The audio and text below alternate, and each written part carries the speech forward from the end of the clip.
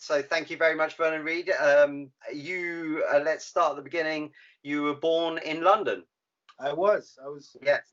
I was born in St. Mary's in Paddington, and I've often said that if I ever do write a book, the first line is going to be, "I was born in the hospital where Hendrix died." Oh, amazing. Yeah, I didn't think about that. Yeah, Which is a wow. just a weird factoid. Yeah. It's kind of like a real life episode of Lost, because I mean it's a very strange thing. Um, a lot of what has influenced my work is a question of identity and identifying. Right. Because I was born in the UK to Caribbean parents. Sure. Just like there was a great migration in the American South, there was a great migration at the end of World Oh, War II. absolutely. Yeah, yeah. Yeah, throughout all the diasporic countries, the West Indies, Nigeria, all Yeah, different yeah, parts yeah. of Africa that were under the British colonial rule, Yes. and Britain was also had to be rebuilt after the Blitz, Yeah, yeah. England was still being rebuilt into the 50s. It Right, was yeah. a long ongoing construction project. So So it a became lot of somewhat of folks. a land of opportunity for your Absolutely. So parents, people right? came from India, from Pakistan, as certainly after separation. I mean, it's and a lot of the fallout, like we're still dealing, and we will be dealing with the fallout of all these migrations. It's Sure. almost like a parallel thing to look at what happened with African Americans. The ones that Right, went to Chicago, they went to Tulsa, Oklahoma, they went to New York. yeah. Like the West Indians, they went all over the place. Yeah. And they, from the English speaking Caribbean, they went to Canada. They went, of course, I've relatives still in London and in Right. England. But the curious thing about it Both my for me, parents were born in India, so really, yeah, so like technically I'd be Anglo-Indian. I'm born in England, but both my parents were like born in India, and then one came over very young. I'm guessing similar to how young you might have been when you went over to New York, so you can't even kind of remember more or less oh yeah, like nothing. before. But then my mum came over like a bit later, and like for college kind of age or whatever, like so that's interesting that I'd never really thought about the influx of that, and that would have been my parents both born they're like a couple of years older than you, I think, so there's a really similar thing there actually. Yeah, sorry, but I did cut you off. No, no, no. It's good. It's a conversation. It's totally fine. So a lot of what's motivated my work over the years is questions of identity, but not just simple questions of black and white, but Sure. also like identify as it's a complicated hyphen hyphen hyphen. I'm an African, Caribbean, American, and but at the same time, I was raised in a household that was very open to American culture. Open, they're open. My parents were very young when they Yeah, married and when they had me, so yeah, they were listening to James Brown and the yeah, Temptations, and at the yeah, yeah. same time, I remember as a child, they were very excited when the Beatles came on the Ed Sullivan Show. My Right, yeah, mother was a fan of like the Dave Clark Five, if you will. right, So sure. so it was a real fusion of hearing all this music, and Yeah, I wasn't burdened with being told like this music you shouldn't listen to this music, that music is yeah, white music. That they didn't say those things. yeah, So in a way, I was free to just to dig things as I yeah, dug, because you dig them. Yeah, because of the sound. Yeah, exactly. Which is just because of the sound. So I was drawn in to, it was fascinating as a child because I was a really young child to see the band that started out, I Want to Hold Your Hand, yeah, and to hear Lucy in the Sky with Diamonds was a kind of mind blowing sure. Yeah, experience because to go from Michelle to Helter Skelter, like how does that yeah, even yeah. Of course. happen? Yeah, of course. Yeah. I mean, when I've done quite actually, I'm wearing a. This is all of George's guitars on a Ah, t-shirt. Yeah, so which my mum actually made that t-shirt. But yeah, because she's a massive George fan. But right. I when My I my got my personal favorite Beatle. right, sure. I mean, I'm a bit of a John guy, and I'm always Oh, I love my John. Yeah, of course. my mum always says I've got his nose, so I kind of wish I had his musical talent instead. But you know, Don't we all? you Don't get what we you all? get, I guess. Right? I'll work with the nose, I guess. You know, but yeah. So when I've done a couple of George tribute things and everything where we've played Mm-hmm. like George's Beatles songs or George solo songs or even covers that George used to do, like Baltimore Oriole and stuff like that.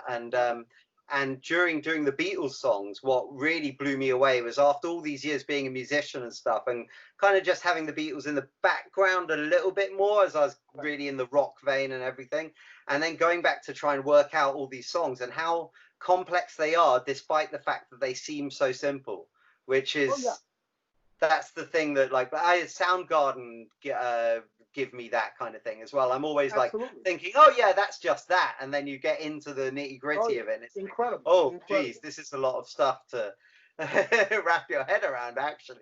Absolutely, absolutely true. And the thing about the Beatles had such a seismic impact on the world of popular music.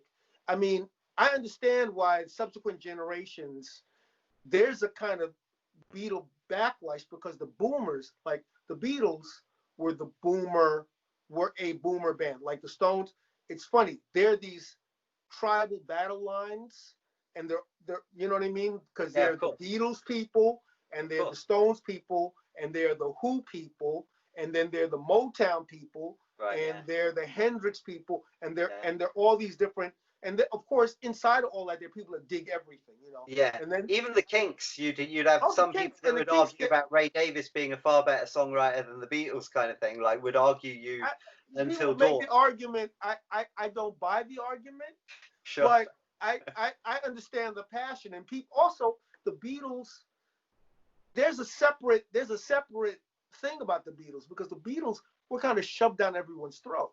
Yeah. At a Yeah. certain point, Well, when the Beatles, when they literally said we're bigger than Jesus, you know what I mean? yeah, yeah. Um, the Beatles, and there's a kind of Beatles industrial complex, and and the Beatles industrial complex can force people to be deeply ambivalent Sure. about I 100% understand, and that's in fact, John became deeply ambivalent about the Beatles Himself. Yeah, industrial sure, exactly. complex, Yeah, and yeah. whereas Paul was kind of cool with it, and Yeah.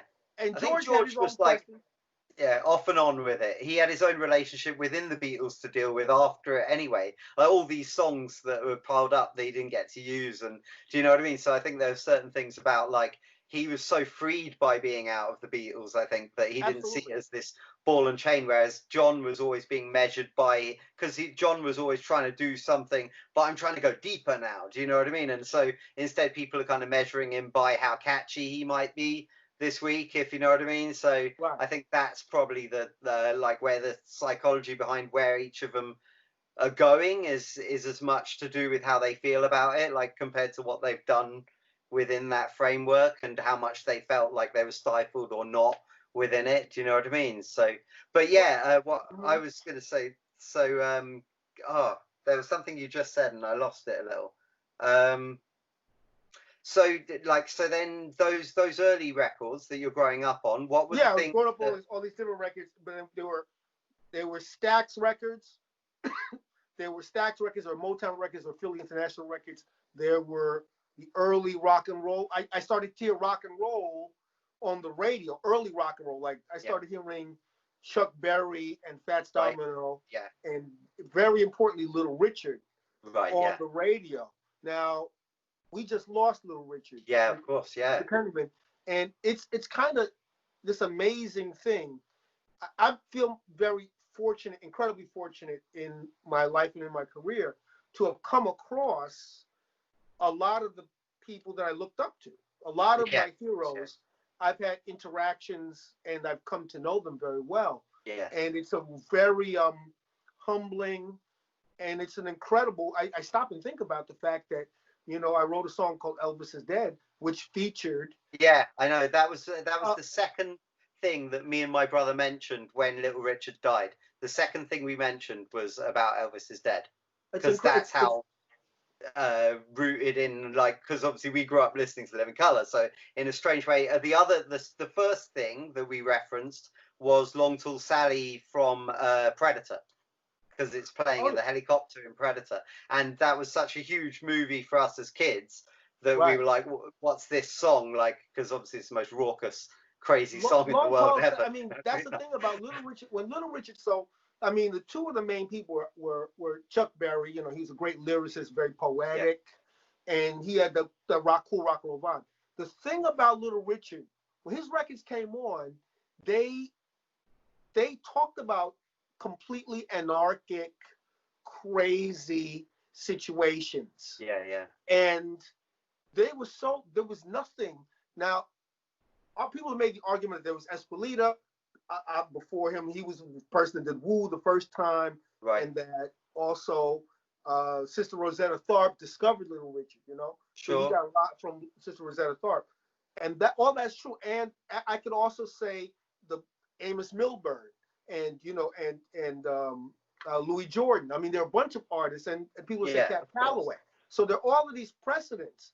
But the thing about it is, Little Richard put it together in a way that was seamless, and like Long Tall Sally is like it's this crazy song because it's about a kid really looking at the sexual, you know, picadillos of his uncle, Right. Yeah, and, yeah, yeah. and, and talking about, you know, Yeah, yeah, I saw he said talks about his Uncle John, you know. yeah, yeah, um I saw Uncle John with bald head Sally. He yeah, saw yeah. Mary coming and he ducked back in the alley. That's Reality. Yeah, yeah, yeah, completely, yeah, yeah. first of all, you're There's stuck on scandalous, bald head Sally, scandalous and you're like, behavior going on. Yeah, yeah, and it's so much, and it's still this incredible, like it's a cinematic, yeah, yeah, yeah. and it's Yeah. about the messiness and the insanity of And adult relations, you know. it's kind of also it's delivered in such a kind of exuberant way that it's kind of It's cartoonish, like Tom and Jerry style in a strange way. right, Like when you see it, it's like plays out like a comedy in your head, if you know what I mean. right. So a bit of a bawdy comedy, if It's you know kind what of I a mean. But screwball. It's kind of like a screwball comedy, Benny right? Hill sketch almost, but Yeah. like And when even when it says you keep a knocking but you can't come in, you keep a knocking but you can't come in, right. you keep a knocking but you can't come in. Come back tomorrow night and try it again, which is kind of like you're out, but maybe, you know, but come back. And Yeah. it's about this kind of complex. You know what I mean? Yeah, yeah. Well, it's when you said that, it Multi-layered. reminded me of the kiss off in Red House. Is like, if she don't love me, I know her sister will, and it's Oh got this yeah, kind well, of like, do you know, it's got this like kind of like, oh, it's sort of delivering a punchline on the end of a song, which is a unique skill that not everybody manages to nail. Do you know what I mean? To tell you this story right. and his little punchline. Another great example of a story with a punchline at the end is Hole in the Bucket, Spearhead, All right. where by the end of that, you're like, oh, wow, like that's so cool. You told me all this stuff, and then you managed to wrap it Well, up in a little bow right at the one of end. the one of the greatest lyrical flips, and it's very poignant. It's incredibly poignant. Is Don McLean, who did American Pie. Right, yeah. Well, my favorite song of Don McLean's is Vincent, which is a song Right. he did, the ballad he did about Vincent van Gogh. And it's Right. this incredible song about, you know, about how this painter has this vision and he has all this compassion, you know, and he says, you know, now I think I know what you tried to say to me, how you suffer your sanity, how you tried to set them free. They did not listen. They did not know how. Perhaps they'll listen now. They didn't get you. Like, here's a person who sees the paintings and he goes, man, you know what? They just don't know. Yeah, yeah, yeah, And the last line of that song is devastating. You know what I mean? They didn't listen. They did not. yeah, yeah. No, they don't listen. They're Uh, not listening still. Perhaps they never will. And oh, right. that's Yeah, yeah, such a devastating, yeah, yeah. you know, it's a devastating Bad. indictment. It's a harsh kiss off, isn't it? Yeah. Well, I mean, and that's and that's real. You know that Van Gogh, his hometown, he's a Dutch, he's from Holland. His hometown didn't erect a statue to him until like deep into the 20th century. Like he was just considered a freaking weirdo. You know what I mean? Yeah, And sure. he became famous, Yeah. and it's almost kind of embarrassing that that it became celebrated. You know what I mean? Right. Yeah. And then people when they become embarrassed, sometimes people will just double down. Like the doubling down is because we hate to be wrong, we hate to be humbled, we hate to be told, you don't really know nothing about that. And a lot of people, they don't want to be. I mean, embarrassment has led to all kind of catastrophes. The fear of embarrassment. Yes, sure, yeah. So when these things happen, and we're seeing these things play out on an international scale, we see them play out on an international scale. Like very few people will humbly say, people will turn around and they'll come back and apologize for some shit that happened decades ago. Like it'll take them decades before they turn around and say, man, I was wrong. You know what I mean? And people, they say that people would rather die than do public speaking. Yeah. Well, yeah, but I think people would also rather die than admit they're wrong, and that's why relationships, breakups are horrible. Yeah, sure. One of the reasons why parent and child relationships go down the crapper is, like that chick, you're not going to get the apology from your mom. Yeah. She's not going to give it to you. It's almost like you want to go to the bar and say, all that what you're carrying on with, listen, let me tell you something. Your pops is not going to give you the dap. He can't do it. He's not going to give you the dap because he can't do it. You went against his wishes and you became successful. You expect him to turn around and say, I was wrong?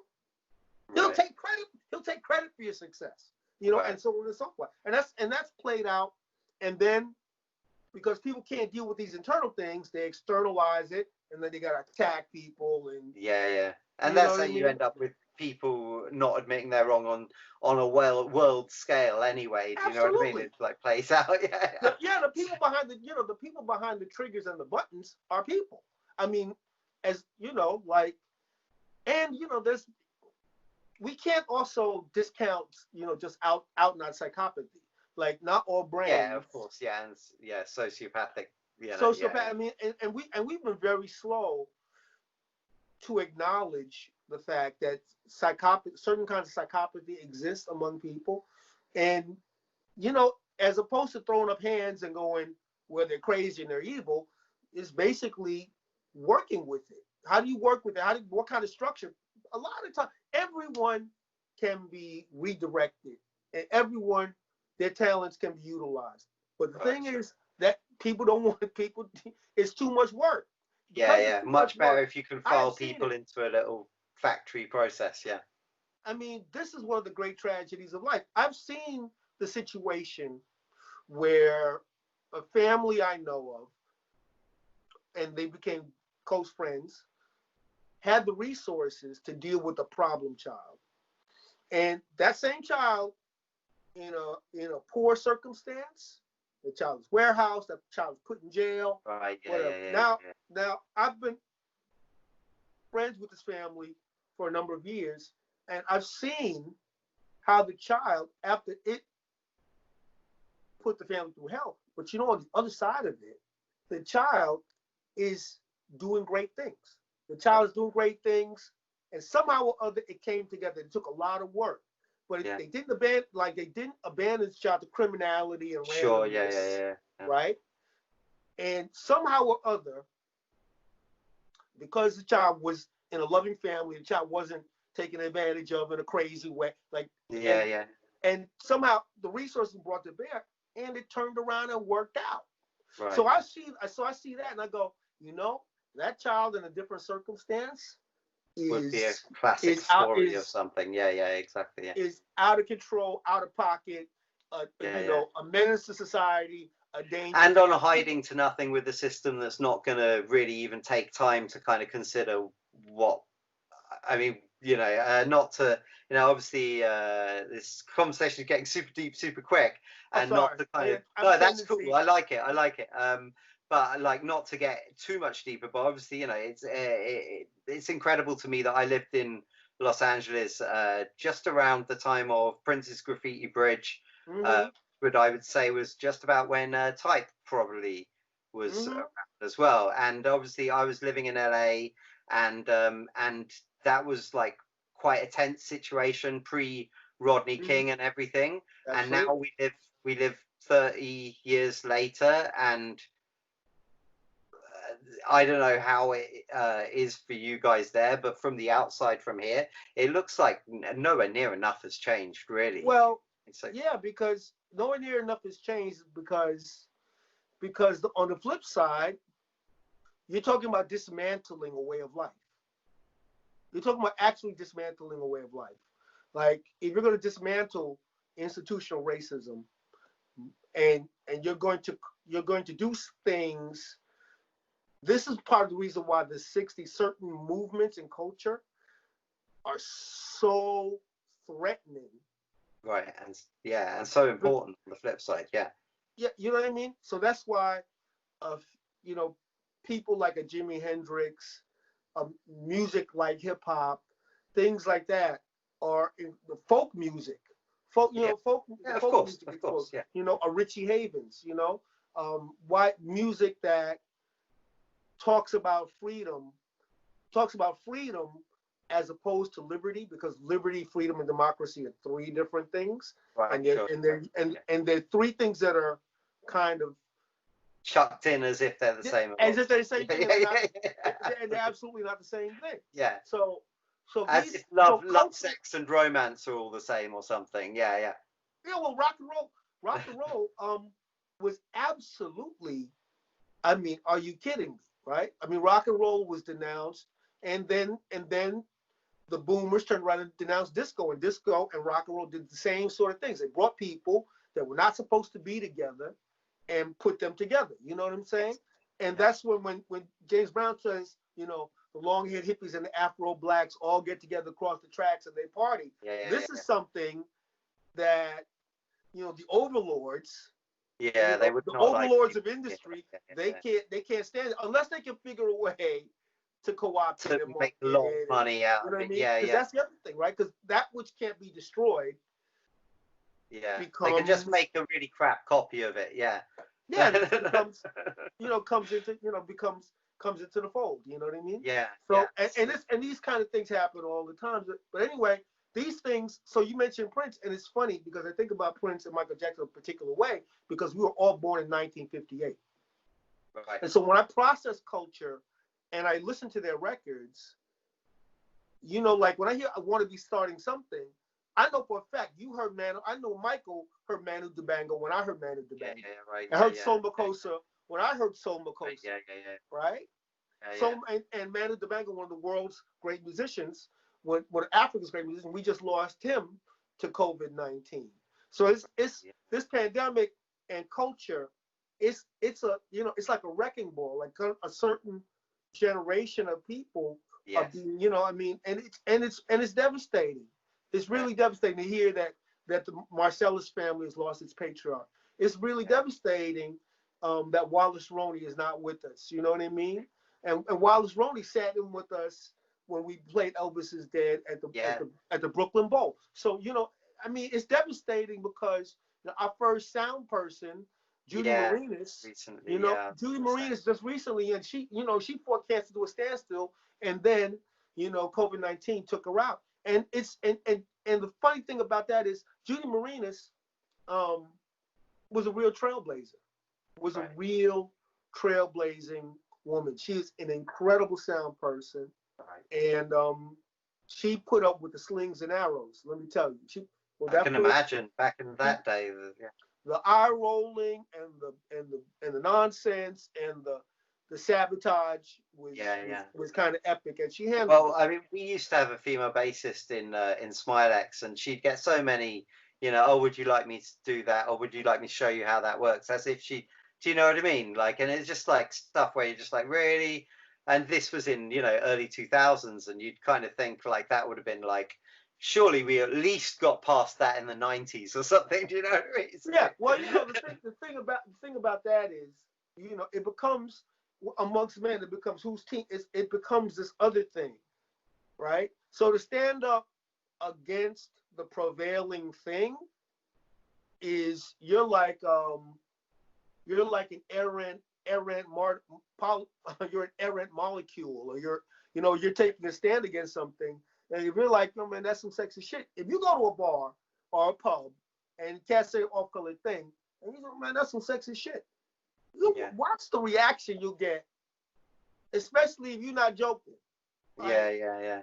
you know, I mean, it's like it's been a problem and been an issue, and it's been 75 cents on the dollar for a long ass time. We're in the 20th. We're in the 21st century right now. I know. We're in it. It's incredible, isn't it? It's incredible. It's incredible. And this year is a freaking week. You know, on the other side of it. I mean, I should have expected this kind of conversation, actually, because I know you're a really articulate and also sensitive person. Now, I was casting my mind back to earlier, the Time Tunnel video where you're on tour with the Stones. And you get the bird flipped to you by like a few kind of. That was in Alabama. This guy just was the whole show. And how you took it was really quite, you know, hard. You took it like super hard. And I thought that was really brave in those days, because.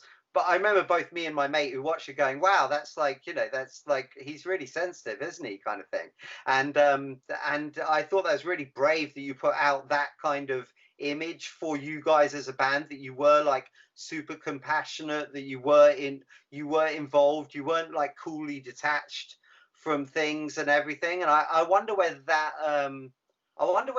like in some way has stood you in good stead for your soul and for your heart and everything, and for your longevity, but also maybe compromised your band career as Living Colour. Oh, sure. Because you do wear your hearts on your sleeves, and that's sometimes not seen as like super cool, if you know what I mean. So and also sometimes it's just a little too topical for people to kind of want out of their entertainment. And so I was wondering whether you agreed with that. Well, yeah, because you know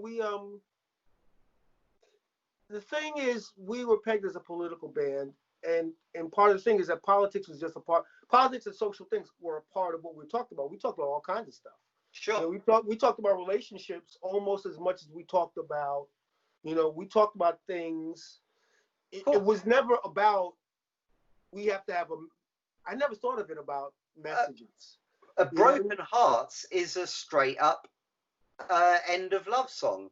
Absolutely. Kind of, you know, it's not, there's nothing kind of extra, like, not in a nasty way. It's a lovely poetic song, but there's nothing extra than just it's about what it's about. And do you know what I mean? So like, and that's on the first record, and as memorable to me as anything else going on. You know, I guess things become socio-political a bit later on, like Under Cover of Darkness is like, I guess, kind of socio-political in a sense, because it's about the politics of sex. Well, it's about, you know, I mean, it's about also concealment. You know, like one of the deepest things was bringing in the song "Bye." Like "Bye," you know, when we were doing "Stain," I was really nervous that the dudes would be like, "Nah, man." You know what? That stands out so much, though. You know, you stand out from the crowd so much because you have that, and also as someone who is a Prince fan, that's like such a key, like, because my in way was I knew Lover Is Ugly Head, and I knew like Type, and I knew Elvis Is Dead maybe, and like just a couple of bits off of, you know, like previous thing, but Stain was my big in, because I was like really into heavy stuff via Nirvana and all this kind of thing. I was going to mention about the Conduit thing. That's what I lost earlier when you were saying about Little Richard, that certain things came before it. There's a hell of a lot of stuff that comes before Nirvana, but it's that gateway band, and you need that gateway band, and often it's expressed in quite a direct, quite grabby, primal way. And I feel like Little Richard and Nirvana in a strange way have that. So it's funny you mentioned Nirvana. When I heard Nirvana at Rocks in Your Head, in Soho in New York. And I walked into the record shop and I said, man, so what's new? I walked in and he said, yo, man, you gotta check this out. He played Smells Like Teen Spirit. Yeah. So my first hearing, I didn't hear about grunge at all. The thing I dug about Smells Like Teen Spirit, I said, wow, the verses are REM. The verses are REM and the chorus is Metallica. Right. To me. You know what I mean? The chorus is mad heavy and I thought it's brilliant to bring these two very different things. So I knew it was very special. And it turns out that, you know, that Kurt was also a big REM fan. You know what I mean? And so, yeah, it felt like this is a change in the century. Like certain records, when you hear them, they go, oh shit, everything's different. Like Sucker MCs. Like there's hip hop going on. There was the B-boy thing going on. Yeah. And Sucker MCs from Queens is like, okay, there's another thing. Yeah. This is a next new wave now. This is a next level. You know, White Lines, Grandmaster Flash. It was like, this is a next level thing. And you could even potentially When Doves Cry.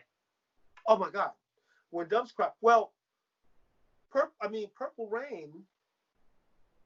Purple Rain just is as a record, you know. And really, if you think about the arc of Prince's career from For You, Soft and Wet, totally underground. Clearly talented. Like For You doesn't give you. There's no inkling of what's to come. But you know, just a very proficient Stevie Wonder-esque. Yeah, but it's a brilliant tune. It's a clever tune. It's appealing. It's extraordinarily well done. I heard the song at the Paradise Garage, and the Paradise Garage is mainly a gay disco, except for they had Thursdays. I think it was Thursdays was general admission. They let women in. I mean, you couldn't attend on Saturday. It was like women weren't even allowed to come in. It was like pretty crazy, right? Really? So I was on a Thursday, and it was kind of like open to the general public, and the weekend was kind of not so much. And I heard this tune, and I didn't know what it was, and it was years later. It was like maybe a year later that I realized, oh, that's the tune I heard at the garage. And when I went, that was when Larry Levan was, you know, the legendary Larry Levan. You know, was spinning that night. So you know, there's all of these different things. And Prince, you know, when you think about like 1999, all the stuff he was doing, it culminated ultimately in Purple Rain, which is just a phenomenon. Really, isn't it? It's just a strange phenomenon in a strange. I think when we were talking about the Beatles earlier, I think people, it's unfair to compare other music to the Beatles because it's kind of like comparing other films to Star Wars. And do you know what I mean? And also when you were saying about how people have this reaction to it, I feel like there'll be that kind of almost like the most modern comparison for a really young kid watching now might be like the MCU or something, where it's this big dominant massive force and loads of people are like, yeah, it's life-changing and amazing and big and everything, and it's nothing's ever going to be the same after this. But for other people it's like, that's that thing that was like rammed down my throat. I'm lucky enough that I'm a Marvel fan. Going back to when you were a kid, then I was just going to ask you quickly about comics. Oh, absolutely. We're bouncing around a little bit, so it's okay. It's okay to be non-linear. What kind of comics did you grow up on? I was a Marvel. I was Make My Marvel. I was make My Marvel, and I was into it. I was a huge Spider-Man fan. And it's funny. I had a conversation. A pivotal years later, I had a conversation with Carlos Santana. Had a crucial conversation with him, and we wound up talking about Spider-Man. Really amazing. Oh yeah, it's amazing. You know, the thing is, Peter Parker was a remarkable character. You know, like Peter Parker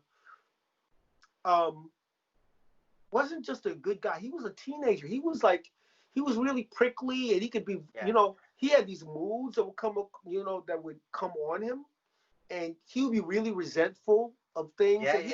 Yeah, he was like a. Yeah, he had a lot of issues. Yeah, definitely. He had a lot. He had a lot. Broody, not broody, brooding and moody, and all sorts of things. The whole Spider-Man No More kind of cover says it all, really, with the costume in the bin. It's kind of like with the thing hanging, with his mask hanging over the bin, and with him walking away. Well, that was meant to juice to goose the fans. That was meant to freak the fans out, right? Totally, I mean, a lot of what Stan Lee and Steve Ditko and what the bullpen, what they did, I mean, Jack Kirby, King Kirby, they created a cereal. They were like paper cereals. They were they created these cliffhangers, and they created almost a cinematic. Of course, the art of delivering the one that leaves you hanging, so you've got to come back for the next one and everything. Absolutely. And the one panel that shows the fear in the hero's eyes, or when it says, or when it's like, not you, awesome. And it was very Penny, it's like drawn from the Penny Dreadfuls and Pulp, in a lot of ways. And they were master manipulators of excitable young boys, and to a lesser degree girls, but mainly young boys. And I was also into DC. If you're a comic books fan, the great characters are always going to have purchase. You're not ignoring.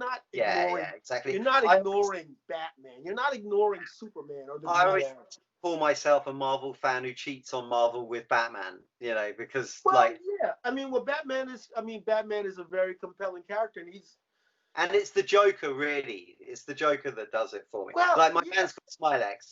Do you know what I mean? It's like, which is the chemical that he kills everybody with a smile on their face. So, which I thought, we'll have a similar effect on people, kind of thing. So, well, Joker. I mean, now Joker has emerged as this has emerged as a cinematic character, like separate apart. From the Joker of the Killing Joke. Like, very separate. Joker has now become a character, like the next actor to play Joker. I mean, the burden of the weight of of Joker is massive. And for me, I mean, the three great Jokers: Cesar Romero, right.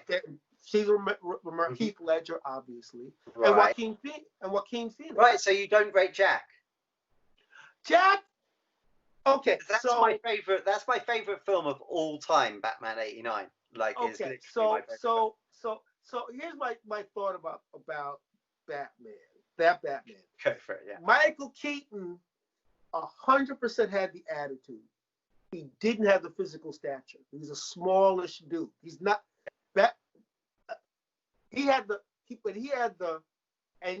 brought that, and Michael Keaton is a fascinating character because he's had this meta career around the superhero thing. Because Birdman is this kind of but it's very high concept. Deconstruction kind of thing. And it's brilliant. And his turn as the Vulture is legit. His Vulture is 100% legit. Like the whole idea of the Vulture as a blue collar genius, he's a blue collar guy. Do you think he was a little fast to just go, oh, we've lost that job. Oh, well, life of crime it is from now on then. Well, I mean, there are like, hang on, you've just got construction business. Comic book life is like there are these kind of big moral, not so nuanced things. Like what the great thing, like the fact that the Vulture's daughter is black is they played with like that movie because you're thinking of this guy, you think about this blue collar dude, right? And so you're already thinking who he is, right? Sure, yeah. And then when you see his family, it's a scramble. It's like I love that they took what you thought. You think the guy's going to be an Archie Bunker dude, sure, and it flips it, and he's just straight to up where you're like anybody else. Yeah, totally. You know what I mean? So So there are these, and a lot of that is fast and loose, so people could argue back and forth about the value of these different things. But yeah, I think that the comics, I think all narratives are going to be deeply challenged because with this event, this world-shifting event, Yes. Well, how I mean, comics are in a tough spot. They're in a tough spot. Yeah. Because after 9/11, they had Superman helping first responders. They had Sure. Yeah. You know what I mean? And they're blaming us about how do we this blah blah blah blah blah. So there was this dipping in to the real world. Yeah. And I'm thinking to myself, how are you gonna, like a world in which superpowers happen? Yeah. And you have super scientists. How do you justify? Well, also, I think the audience is so much in a post-Nolan kind of world. I think the audience wants that kind of attachment to realism. I'm personally not so obsessed with it. I kind of like a bit of escapism with my thing. I like escapism in my music, let alone in my movies. Absolutely, absolutely. So yeah. Right, so I'm conscious of the fact again, like I've taken a lot of your time and I've got through almost nothing that I wanted to I'm talk. sorry. No, that's all right. Once we start going, it's like let's just try and blast through some things because I really do want to get a bit of the structure of the band. So you start picking up guitar, and like, did you just play for like ages and ages and ages to like learn everything, and then because you came to kind of attention in the Ronald Shannon Jackson Decoding Society, which is all, for anybody who doesn't know, is free jazz, lots of improvised, crazy, all over the stuff. Yeah. Where's the gap between when you pick up a guitar and when you're suddenly in that, and how much? I mean, it started. I mean, I picked up the guitar late for a kid. I mean, I picked up guitar when I was in high school. Right. I mean, basically, a freshman in high school, and I struggled with it, and then I met a group of people, the way you meet people in high school, who changed my life. And one of those people is this piano player named Raymond Jones. And Raymond Jones, we met in the back history class, and we became fast friends. A very funny dude, and he had been playing piano since he was a kid, and he had disciplinary issues, but he wasn't like a mean kid. He was really smart. I mean, I think he was a kind of mental prodigy. I think he was bored. I thought, ADHD kind of thing. Yeah. He was, what I mean. So he would rather hang out, and basically he was sent to Brooklyn Tech. He's from Queens, and he really wanted to go to music and art high school, and his parents were like, send him to Brooklyn, like, because they, it was kind of a thing. Anyway. Long story short, a lot of stuff happened. I met a lot of cool people. There was a great teacher, did an after-school jazz program. I got exposed to John Coltrane's music.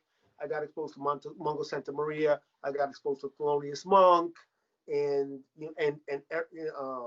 Eric Dolphy. I got exposed to all these people. Right. And Ray, he transferred to another school, but we stayed really tight. And then there was a band. He joined this band called Chic. Right. And this is like so I'm compressing high school and a lot of stuff. And also, there was a drummer named Reggie Sylvester who turned me on to Jack Bruce. He turned me on to like all the Jack Bruce stuff and Cream things, and turned me on to I started listening to the Mahavishnu Orchestra when I started listening to Miles Davis. There was a kid in my school named Miles Davis. We used to have a battle of the bands. He brought this young guitar player named Arthur Rames, who was effing mind-blowing. Right. And all this input, all this stuff happened. And then my friend Raymond got this gig playing with this band Chic. And all of a sudden, I was at the Beacon Theater, and I saw my friend who I went to high school with. Yeah. It was just a kind of mind-blowing bolt from the blue. And it's one of these bolt from the, and it was like this is a possible thing. Yeah, that you can do. You know what I mean? It was not to see, to believe in a thing is one thing, but to see one of your mates Actually doing it, yeah. actually do one of you're like freaking 18. Are you kidding me? Like, growing up in the Oxford music scene, there was a lot of that. Like we knew bands who were signed to like Parlophone, like and stuff like that were from our village and stuff like from that would practice at the same youth center and stuff. So it's really like, oh wow, so this is a thing you can actually really do, you know. Whereas up until that point, I always thought like music was kind of the province of genius alone, full stop. And then there was right. and then after that, probably like, how do you even get that? That seems like an impossible goal. But then suddenly you start knowing people who, oh yeah, I've got a record deal with Parlophone. What, Parlophone, the same one that the Beatles? Do you know? Yeah, it's basically what happens is if you can get into a scene. I mean, I can only talk about the ecology of New York at that time. There was a ton of clubs to play. Yeah, gigs were hard to get, but if you could get in, then you might be seen by people, and things led to another thing. I mean, I'm skipping over. It's like playing downtown. Like this whole thing, I was trying to play in an R&B band. I got fired. My good friend Melvin Gibbs, I started this little fusion band. He was the bass player in that band. Yeah. You know, he said, "Man, I'm you a got big Rollins. I'm a big Rollins guy. Yeah, right. All about Melvin Gibbs. Yeah. Well, he was a bass player in the Decoding Society. He turned to me, "Man, you got to see this guy I'm working with.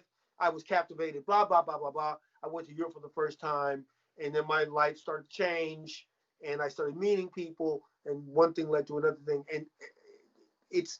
But all I could say is, at a certain point, I started playing at CBGB's, and Hilly Crystal heard the early band, and he dug it, and like two of the guys that managed Shannon turned around and wanted to manage me, and so there was like a whole scenario. It's like a bunch of dominoes. Yeah. It's like a bunch of dominoes and a bunch of things. And here's the thing: any story is about all stories in the sense that everything has to align. Like if you separate, like people try to say, like a guitar, like the pickups are the tone. Actually, everything is the tone of the guitar. Sure, the wood. Everything is the tone of the guitar, and whether or not you have fat, meaty hands, or whether you have really skinny fingers, whether you like to play with a thin pickup, everything adds to the tone. So every part of it, you play with your thumb. You prefer playing with your thumb. That's like if Wes Montgomery played with a pick, he would be, he would still be great. Yeah. But it would be a different scenario, right? They said that Bernard Edwards would, no matter what bass he ever picked up, it just always sounded like Bernard Edwards because of the way that he, I don't know, had it. Fiddle with it. Basically, he fiddles with it until it's a sound that he likes. That is his sound, yeah. Bernard Edwards, by the way, one of the most underrated, absolutely underrated, influential bass players. Yeah, I mean, when it comes to even bass lines that you can like hum and stuff, like he's up there like with some of the all-time Good Times. Good Times is a bass line that changed music history. Like, it's not arguable. Yeah, I'm really into like all the stuff that I feel like influenced dance music as well, like Everybody Dance and things like that, Dance and stuff like that, where it's they're almost like they're the beginnings of arpeggiators, but they're in a bass. Do you know what I mean? It's like that's like techno music moving forward is that and everything. So yeah. And then you hear the influence in Queen. Another one bites the dust. It's a direct line. Yeah, absolutely. It's like let's do something a bit like this, isn't it? Really. But then again, like one of the great influences on Prince is Freddie Mercury. I mean, if you listen to my daughter who's 16, right? Yeah. The other day, literally yesterday, she was listening on her own. Listening to Bohemian Rhapsody and singing along. And I'm thinking to myself, that's incredible. Like she's connecting to this tune that when that tune came out, I can't even explain to you how it blew everyone's heads wide open. You talk about a song, like no one had heard anything remotely like sure. Yeah. Remote. And when when Prince is stacking up these vocals and these incredible harmonies, Right. Yeah. he was. I go back. I'm like, oh, you heard Bohemian Rhapsody when I heard Bohemian Rhapsody, but I Right. wasn't. Sure. You heard it Yeah. in Minneapolis. You know what I'm saying? So Yeah. Yeah. you know, all that. Anyway, all of that to say, all kind of stuff happened. Yes. Um, uh, um, Meeting all kind of great people, hearing all kind of great people, becoming frustrated with the industry, getting my friends, starting this thing, the Black Rock Coalition. Yeah, I was going to say about that. So Yeah. obviously that happened. That's 83. Am I right? That's Is that- 85. That's 80. 85. Sorry. 85. But I'd already been playing with Defunct. I'd been playing, you know, I'd already been traveling Yeah. with the Coding Society and whatnot like that. You know, so my career had started to happen like that. Why did you pull across to doing, like, I mean, obviously Living Colour's called Living Colour, straight rock music is such a ridiculous thing. But like by comparison with what you were doing in these crazy freeform, etc., Yeah. what drew you to doing like rock and roll was riff? well, the thing is, rock and roll was at the bottom of everything, was in my mind at all times. Rock and roll, rock music, rock and roll music, even with my becoming a lover of jazz, even with my becoming, funk, forget about it. You know, I came up in funk, right? Yeah, I was obviously exposed to calypso and Caribbean music in the beginnings of reggae. Sure, so all of these things, but rock and roll music, you know, hearing Long Tall Sally, you know, hearing Sunshine of Your Love, hearing that's what got your Purple Haze going in the first place. Hearing Purple Haze, those things, and I was a little kid, those things imprinted on me early on. So and picking up the instrument and then hearing Black Magic Woman, then hearing, the Band of Gypsies record destroyed my mind. The Band of Gypsies utterly destroyed my mind. And so, and then becoming exposed to things like Starless and Bible Black and, you know, getting exposed to Fripp and Crimson, all these things, and then the Inner Mounting Flame, Ma Vishnu, you know what I mean? All of these things, in the back of my mind, rock and roll was still a thing, you know? So when I left Shannon, when I left the Coding Society, I started with the instrumental things, and it gradually became rock and roll. Right. Like we're talking about this, you know, there's this crazy thing that happened in New York where this lady is walking her dog, and you know she says, you know, like this brother says, oh yeah. This Funny is like the whole thing. Yeah. So yesterday, you know, I talked to our Living Colors media person. You know what? We need like to take Funny Vibe and put Funny Vibe. And actually, we posted it on Instagram. We put Funny Vibe is the music underneath the video, because the same situation, the thing that made me write Funny Vibe, this lady clutching her handbag when I got her in the elevator. This same vibration is like a string that's still vibrating. Sure. It's still vibrating. So all this stuff in 2000, like mid 2000s, and Smilex did a collaboration with a rapper called MC Shaudo, Mr. Shaudo, sorry, who his song was called "Look Out, There's a Black Man Coming," and it was on a really similar. And straight away, the reason I was like, I want to work with him doing a rock version of that was particularly because I got the Funny Vibe off of the lyrics. It was like, you know, no, I'm not going to hurt you, gripping bags to your chest, etc. You know, do you know what I mean? So, and it's kind of crazy that we could be still talking about that after a whole new century kind of came crashing in. So was that part of why you wanted to do? I mean, was it always a thing like we're going to be? I mean, was there ever a thing that Living Colour might have just had some white dude on bass, or was it always like, no, we're going to do a I didn't think about it programmatically. I didn't think about it that way. I mean, it didn't, you know, we're going to have an all black band. I mean, I will say when the Bus Boys came out, you know what I mean, and they're Black and Latino band, I thought their first record was great. I thought that, you know, There Goes the Neighborhood was absolutely awesome. And then they started to walk it back. By the time they did American Worker, they started to kind of walk who they were back. Anyway, man, I just met these people. I had met Corey Glover at a birthday party. My sister insisted I go with her to this party, and I heard him sing. Amazing Grace, was it? No, he was singing Happy Birthday. Oh, just Happy Birthday, He right? sang Yeah. Happy Birthday. And, you know, Original Living Color had two different guys in it. And I reached out to a drummer named Zach Alford. And Zach Alford, you know, he played with the B-52s. He played with Bob Dylan. That's right. He did a bunch of cool things. And in fact, he had just gotten the gig with the 52s. And you know, and I'd seen him play with different bands downtown. And I was like, yo, man, would you be down to do blah, blah, blah? He said, yo, man, I can't do it. The original drummer, who I won't, you know, get into that, but he had split. Well, the original drummer had split a while back. Mm-hmm. And I have love for all of the people that have been in the band. Yeah, of course, yeah. So what happened was I asked Zach, he said, yo, man, you should call my friend Will Calhoun. I can't do it because I just got this. So I called Will, and I think we had met previously at the Bottom Line, and then, you know, and then I sent him a tape. He dug it. You know, we got together. He came over to my loft in Bushwick. Corey had already been in the band, and my friend Bill Toast was looking for bass player. Different bass players had played in the group. Yeah. And then he said, yo, you should check out my friend Muzz.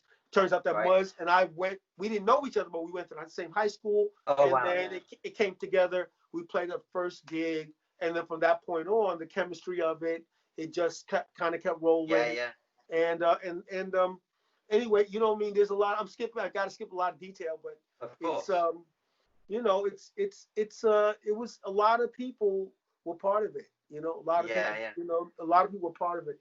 There was obviously you know, Jim Grant, Roger Kramer, the original managers. There was this lady Margot Core who really helped with shopping our tapes to different, you know, to different A&R people, whatever. Mm-hmm. Then Mike Kaplan really was really into it from Sony. Right, blah, blah, blah, woof, woof. And all these different things. Again, everything has to work. It happened that Mick Jagger was in town. Yeah, I was going to ask about that. Yeah. That's right, because you went for a session like to try and get a job as there his was like an guy. cattle call. So everybody came, and Doug Wimbish, who I'd become friendly with because played on that album. So, right, and he played he played previously with him. Right. You know, he played on that record, but he played on different tracks. And so anyway, all these things happened, and he knew about my band. There was a few other people. They all said, "Hey, man, you should check out this guy, Vernon Reid. You should check out his band." And you know, my audition was terrible. But Mick said, "Hey, man, I heard your band is really interesting. I'm gonna go. I want to come check it out." And you know, he came, and Judy was mixing that show, and it's all very, you know, poignant. All the aligning of the planets. Yeah, for sure. So then, I mean, obviously, you get a lot of attention pretty quick by most bands' standards. I mean, your debut album, and you're off supporting the Stones, as I said previously, and because you're obviously, you know, pretty unique, with the possible exception of, I guess, Fishbone at the time. Fishbone, Fishbone were in the mix before we were. In fact, I opened for Fishbone's first gig, but it was with a band. It was with a trio. Right. And that trio, I opened for Fishbone's first show in New York at Irving Plaza. Wow. Awesome. They were still teenagers. Amazing. It was great. And still somehow have that energy now, the same energy as they crazy. Man, it's brilliant. I mean, it's brilliant that they've come back together. You know what I mean? It's a brilliant thing. There's like a lot of things that going.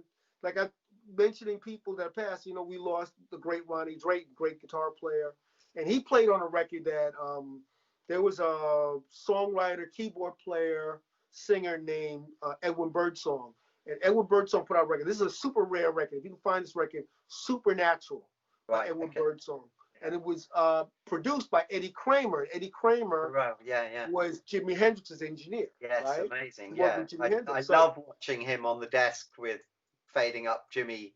Like on all those, he's always on a documentary going and with all the volumes. And I love watching because he's obviously got such a huge love for Jimmy and everything, every little note, you know what I mean? So it's really absolutely always a pleasure watching him do that. Sorry, you were saying? Yeah, so you know, Ronnie Drayton, he played with the Chambers Brothers, and he also, you know, he played with a lot of different people. He's from Queens, Yeah. Yeah, again, I heard him on this record, Supernatural, and his playing on that record is mind blowing. I mean, it's redonkulous. His playing on that record. I mean, and I've subsequently became very close, very close. He became like a big brother to me, and so on and so forth. You know, so all of these different things happen, and all I can tell you is, you know, life is weird. Life is weird. What's that quote? You know, the universe is, what's it? The universe is not only stranger than we know, it's stranger than we can know. I don't know if that's Richard Feynman said. Yeah, but it's like it. How did these things happen? Yeah, they shouldn't happen. Like, you know, I was a dude like other dudes. Sure. I was a dude like all talented dudes, you know, other dudes, you know, and somehow there's probably a few people who'll argue about that. But, like also this really is a weird mystery to me. So obviously it gets huge. You do Time's Up, obviously, which is amazing, and we're skirting over in a really criminal way. Love Rid's Ugly Head is obviously this tune. That's my doorway into the band, essentially. If it wasn't for my uncle loving Love Rid's Ugly Head, I might never have heard. Do you know what I mean? That song is funny because that song, like Love Rid's Ugly Head, is a very English kind of expression. Sure. Yeah, right? Definitely. Yeah. And interestingly enough, Love Rears Its Ugly Head and Broken Hearts are about the same woman, but they were released opposite. Wow. In the reverse order. Yeah, so they were released in reverse order. I wrote Love Rears Its Ugly Head when I was falling in love with her. Yeah. But that song. And the end of the story is Broken Hearts. And so the end of the story wound up on the first record. Yeah. And then the start of the story wound up being on the second. Do you think? Curious thing. I have a weird theory about the. So okay, right. I'll do the first question, and then I'll go back to my theory. So then, what happened with like not wanting to pry or bring up any nasty stuff or whatever, but what happened with Muzz then? Like, because obviously there's a point where just suddenly Muzz isn't in it, and we have this joke in my family that he went back to becoming a fireman because he'd been like well, you know, I'm not gonna I would just say we did a lot in a short period of time. It's really intense, and it was very intense, and certain relationships started to fray, right, and relationships start to fray, and honestly, the way it all went down,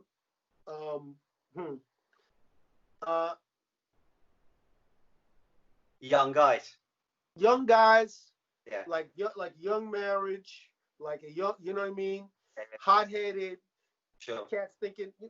We had our thoughts, and that was a rupture, and then you know we regrouped with Doug, and Doug is amazing. And that came through what you had obviously you guys. Yeah, we all had a previous relationship with Doug. Yeah. You know, we all were fans of Tackhead.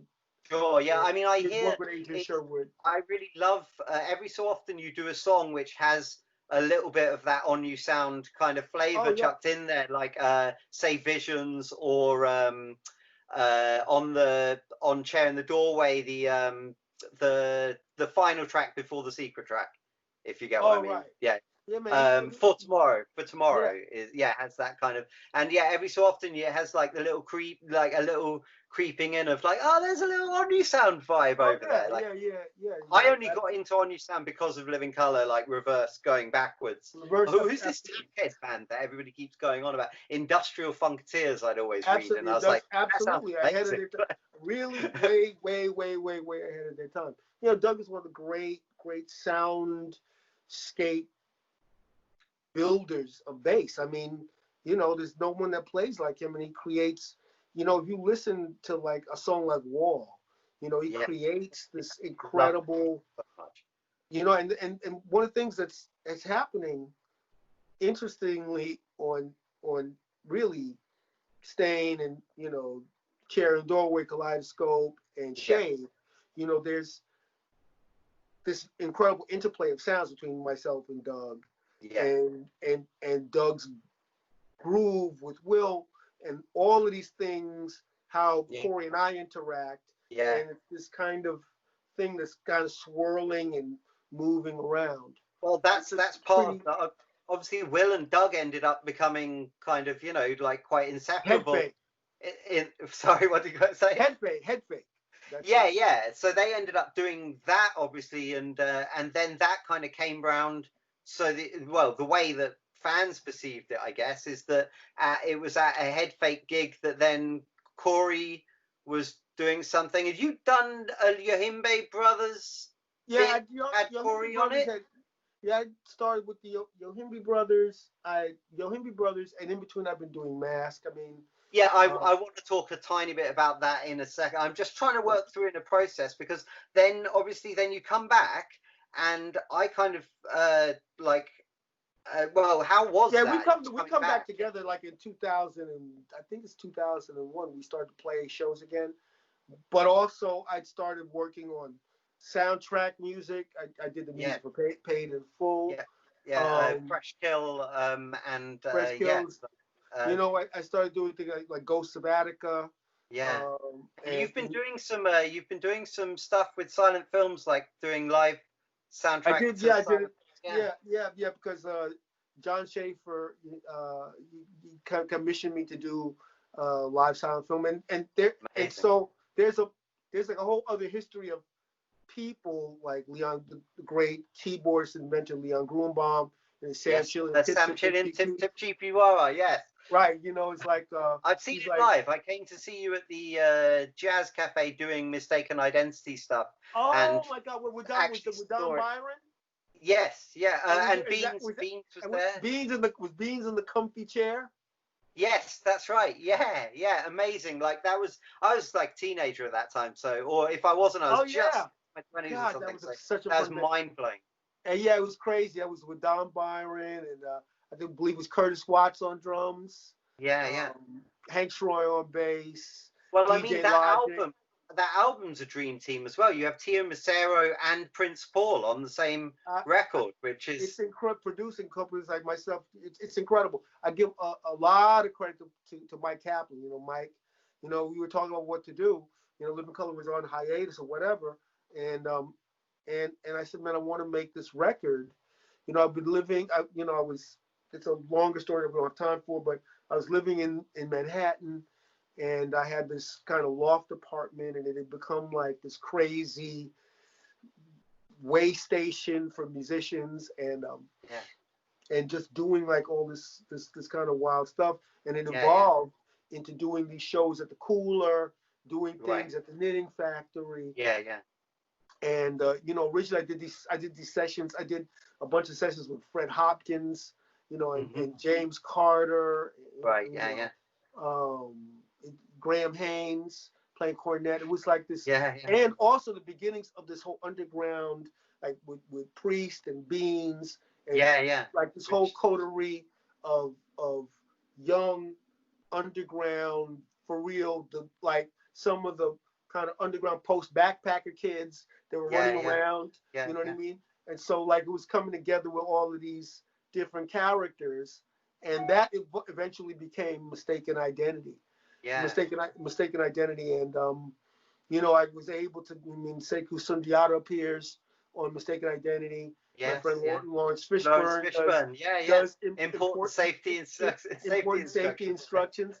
Yeah, And that it's record was classic. just such and in fact, man, years later, man, the guitarist Joe Bonamassa, he said, man, I love that record, and people have I said to me, literally watched the clip of you doing the thing for Guitar Heroes 2 for a Help for Heroes thing with Joe Bonamassa. Literally watched that today, and right, that was crazy. Yeah, but yeah, that must have man, been and so it's much been, fun. like I said again, it's been an incredible ride. It's still an incredible ride. Yeah, yeah, I mean, it's been really, really fun, and this whole thing. I mean, we'd have to jump a bunch of sharks.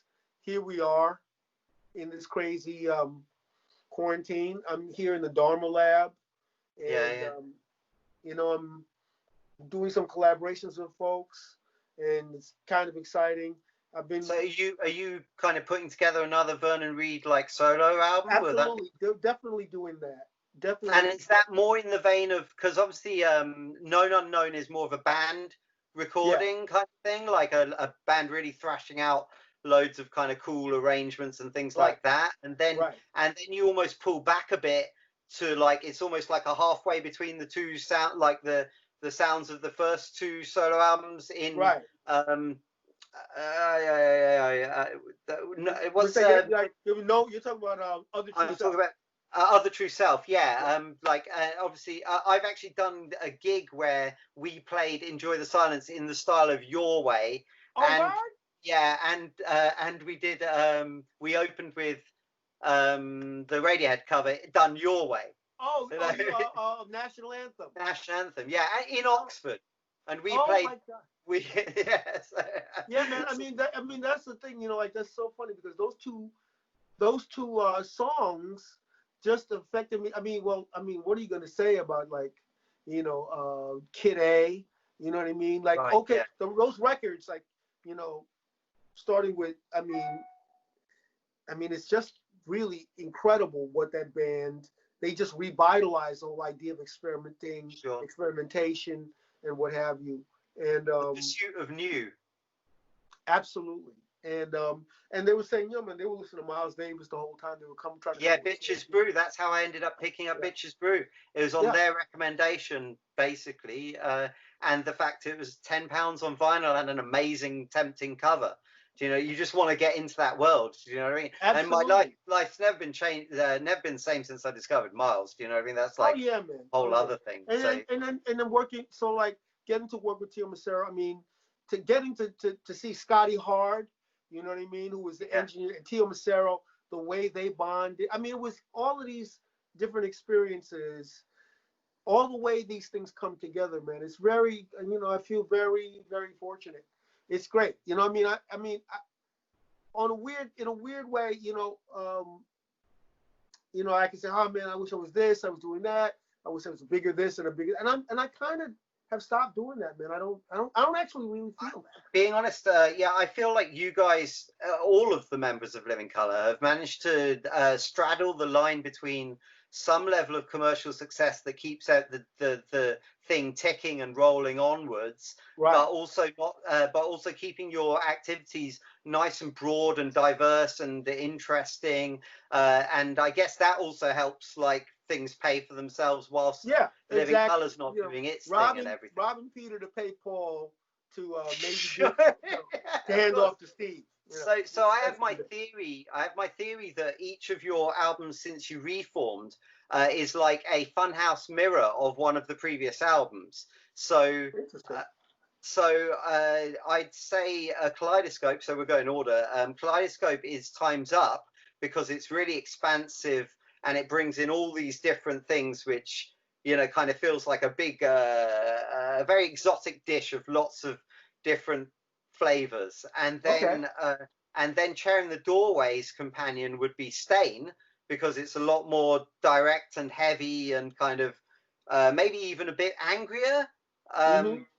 And then weirdly you come round now, and I feel like Shade is like a companion piece in a strange way to Vivid, Yeah. because it's like got that directness. It's about the times that it's being made in, and it's not that all the other albums aren't, like, obviously there's total Right. signifiers of that throughout your career, but I just feel like the emphasis maybe is a bit more on like the times that, and I feel like um that Vivid was very much like that. Plus, also there's that strange.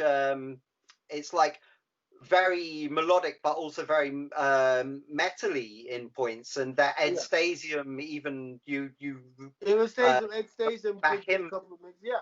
Well, Yeah, the thing about that is those records like the band has really had two different lives, right? There's the first three records in the late '80s and in the '90s, right. and then there's these records in the aughts, and these records are a re-evolution. Like we Yeah, had to learn to become a band again, and yeah, learn to reconnect. And everything you'd learned in the time in between, I guess, as well. That, because Absolutely. it's all informed you, so you all have to pull that together. Absolutely. And then when we talk about shade, I mean, shade is very much like, well, what do the blues mean? What is the blues and metal? Blues and metal have had a kind of a weird separation, and try to Yeah. bring back those vibes. Yes, those You listen elements. to Yeah. Sabbath is very much on some blues shit. You know what I mean? Yeah, yeah. It's groove based, It's really, very isn't groove it? based. Yeah, yeah. Absolutely. So that's kind of the thing. We actually we actually recorded did a video for we had recorded a bunch of different things, recorded a bunch of covers, and we're going to soon. There's going to be a video. Well, I'm not going to really get more into it, but it's a classic tune, and Wicked. and Awesome. we Just the but knowledge that there's New Living Color coming around the corner yeah, is it's amazing. it's basically a tune it's a classic.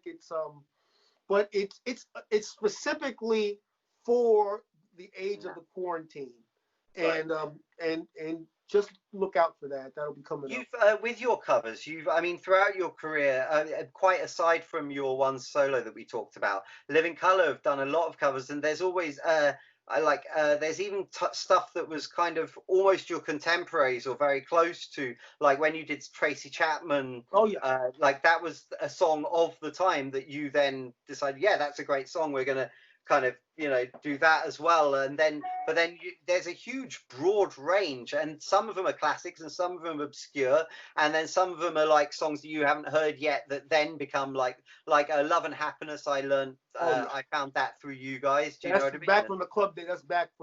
That goes back to when we were playing in Tramps and playing the club days. You know what I mean? That was, yeah. Yeah. Amazing. Yeah. So there's that. So, and even then when you came back on Kaleidoscope, you came back with like a couple of covers on that straight away. So is Oh that yeah, is that Back in something? Black and Is things that like a that. way that you guys reconnect by Well, like saying covers. something? I mean, covers are a venerable or time honored tradition in rock and roll music. And if you feel a tune and you think that you got a way into it, That's something to say. I think covers, like Disturbed's cover of Sound of Silence is a masterpiece. You know, Right. when a cover connects, people forget that Respect was a cover of an Otis Redding tune. You know what I mean? Yeah, of course. So Yeah, when a yeah, cover yeah. connects, That used to happen a lot quicker as well. Like the idea back in the day, you'd have like an American song that would be done by a British artist, like really right. close after, Cilla Yeah, Black or whatever yeah. else. Yeah, You know what I mean? So yeah. connect, So it's the like time honored. one of the greatest Metal Alliance. I saw Metal Alliance do a cover of Tom Sawyer, Right. Yeah. and it was fantastic. It was fantastic. It was fantastic with Joey Belladonna singing. Right. Yeah. My friend Alex Skolnick was playing guitar. You know what I mean? Right, And yeah. it was fantastic because because people have this whole feel all kind of way about Geddy Lee's voice, whatever they do. Right. But Yeah. Yeah. Rush absolutely gave permission. The whole prog movement owes its existence partly, big time, to Rush. Right. Right? Yeah. And Tom Sawyer's just a fantastic tune. But to hear it done really heavy, it Yeah. completely Yeah. worked. It completely worked. Yeah, you guys fall in really nicely with, like, you go and do these rock boat things as well, where you're playing Yeah. with like solid metal lineups, like proper no messing metal, Yeah. metal, and I love the way that you guys you're still super heavy and still super kind of like. Is it important to you to We show up. We show up as the we show up as the irascible uncles. We show up as the we're that part of the family that no one really likes to talk about.